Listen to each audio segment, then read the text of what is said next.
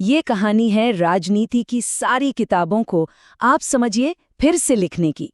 ये कहानी है संगीत की उस ताकत की जो सियासत के बड़े से बड़े शोर को भी शांत कर सकती है। तो चलिए समझते हैं कि ये सब शुरू कैसे हुआ। सोचिए, एक चेहरा, एक आवाज, जिसे पूरा का पूरा देश उसके भजनों और लोकगीतों के लिए जानता था। और फिर अचानक से वही चेहरा राजनीति के सबसे बड़े मंच पर आता है और एक ऐतिहासिक जीत दर्ज कर लेता है। मतलब ये एक ऐसा मोड़ था जिसने सही में सबको हैरान करके रख दिया। तो सवाल यही उठता है कि आखिर यह हुआ कैसे, है ना? सिर्फ सुरों के दम पर राजनीति का इतना बड़ा किला ढह कैसे गया? आज हम इसी पहेली को सुलझाने की कोशिश करेंगे।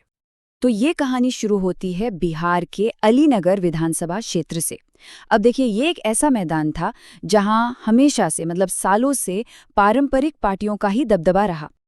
एक तरफ राजनीति के पुराने मंझे हुए खिलाड़ी और दूसरी तरफ मैदान में कौन उतरा? मैथिली ठाकुर। जाहिर सी बात है, ये समीकरण बिल्कुल भी सीधा नहीं था। और हाँ, शुरू में तो हर पॉलिटिकल एक्सपर्ट ने यही कहा। सबका यही मानना था कि भाई देखो, संगीत और राजनीति ये तो दो अलग अलग दुनिया हैं। यहाँ सिर्फ पॉपुलर होने से काम नहीं चलने वाला।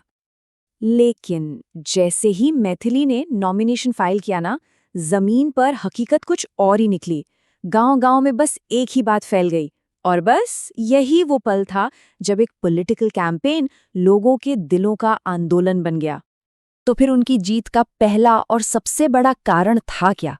इसका जवाब ना आपको राजनीति में नहीं मिलेगा, ये छिपा है संस्कृति में।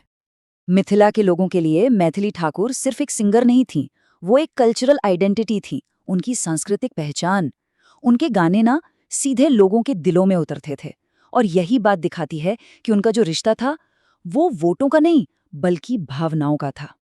तो सोचिए, जब वो घर घर गईं तो लोगों ने उन्हें किसी नेता की तरह देखा ही नहीं, उन्होंने अपनाया अपनी संस्कृति की बेटी की तरह। और ये एक ऐसा इमोशनल कनेक्शन था जो किसी भी पॉलिटिकल स्ट्रैटेजी पे बहुत भारी पड़ गया। अच्छा, अब बात करते हैं इस जीत के दूसरे बड़े हीरो की। और वो कौन थे? वो थे युवा वोटर्स, जिन्होंने बदलाव के लिए कह सकते हैं एक साइलेंट वेव पैदा कर दी। देखिए, सोशल मीडिया पर उनकी जबरदस्त पकड़ थी। इमेज एकदम साफ सुथरी, कोई कंट्रोवर्सी नहीं। बस इन्हीं 3 बातों ने युवाओं को सबसे ज्यादा अपनी तरफ खींचा। कॉलेज से लेके सोशल मीडिया पेज तक हर जगह ये बात तेजी से फैलने लगी कि पुरानी राजनीति बहुत हो गई, अब नए लोग चाहिए। और इन युवाओं ने अपने घरों में जाकर भी अपने परिवार को समझाया कि क्यों एक मौका एक नए चेहरे को देना जरूरी है। यही तो वो यूथ वेव थी जिसने नतीजों का पूरा रुख ही मोड़ दिया। अब आते हैं तीसरे और शायद सबसे जरूरी पॉइंट पर। वो था उनके प्रचार करने का तरीका, जो भाई बिल्कुल ही अलग था। जहां बाकी सब कैंडिडेट बड़े बड़े वादे कर रहे थे, वहीं मैथिली ने सिर्फ 3 बातें कहीं, सीधी, सच्ची और एकदम दिल से निकली हुई। उनका पूरा कैंपेन नेगेटिव पॉलिटिक्स से कोसों दूर और पूरी तरह से जमीन से जुड़ा हुआ था। कैंपेन के दौरान एक किस्सा बड़ा वायरल हुआ, जब एक बुजुर्ग महिला ने मैथिली को गले लगाकर कहा, तोहार जीत हमार जीत बा। ये सिर्फ एक मोमेंट नहीं था, ये पूरे कैंपेन की आत्मा थी, उसकी भावना थी। आप सोचिए, कहीं बच्चे फोटो खिंचवाने के लिए दौड़ पड़ते थे तो कहीं महिलाएं अपने घर से उनके लिए दही चूड़ा लेकर आ जाती थी।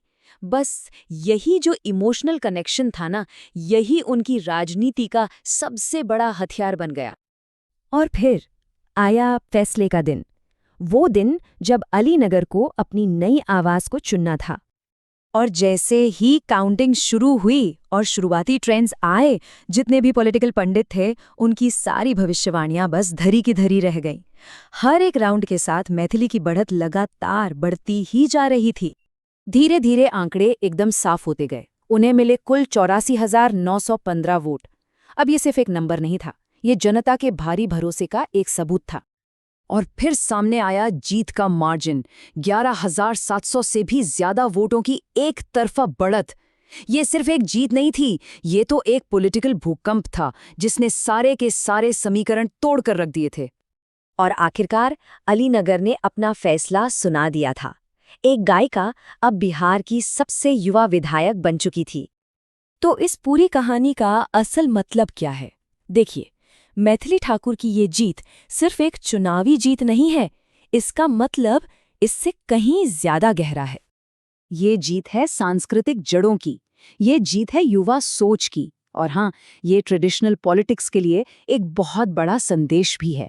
मैथिली ठाकुर ने यह साबित कर दिया कि राजनीति में सबसे ताकतवर आवाज वो नहीं होती जो सबसे जोर से चिल्लाती है, बल्कि वो होती है जो सीधे लोगों के दिलों से जुड़ जाती है।